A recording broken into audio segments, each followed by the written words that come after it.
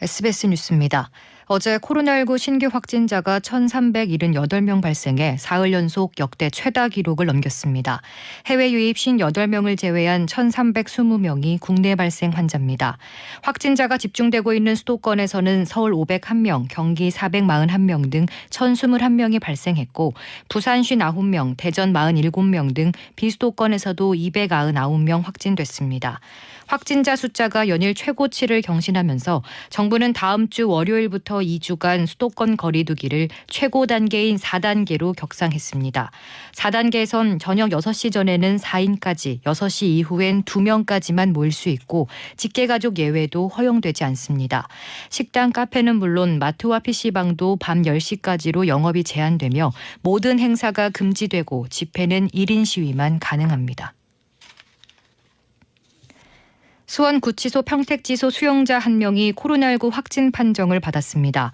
법무부는 평택지소 수용자들을 대상으로 유전자 증폭 검사를 한 결과 1명이 어제 확진 판정을 받아 격리 수용했다고 밝혔습니다. 이 수용자는 지난 5일 입소 당시 검사에서 음성이 나왔으나 평택경찰서 유치장에서 접촉했던 사람이 확진 판정을 받은 사실이 확인돼 재검사를 받았습니다. 수원구치소 평택지소는 직원 110명과 수용자 292명 전원을 대상으로 PCR 검사를 진행하고 결과를 기다리고 있습니다.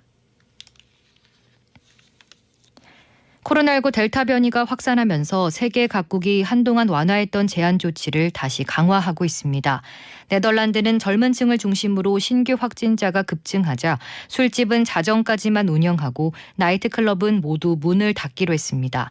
스페인에선 카나리 제도와 지중해 발렌시아 등 주요 관광지역 정부가 통행 금지 조치를 요구하고 있습니다. 태국도 오늘부터 2주 동안 수도 방콕 등 고위험 지역 10곳에 대해 심야 통금과 지역 간 이동 금지 조치를 했습니다. 호주는 시드니가 속한 뉴사우스 웨일스주에서 실외 집합을 2명으로 제한했습니다.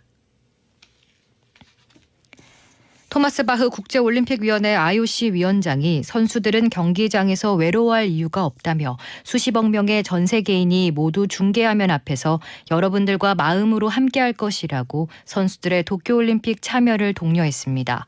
바흐 위원장은 도쿄올림픽의 무관중 결정은 안전한 대회를 위해 필요한 조치라며 IOC와 국제패럴림픽위원회는 이 결정을 지지한다고 밝혔습니다.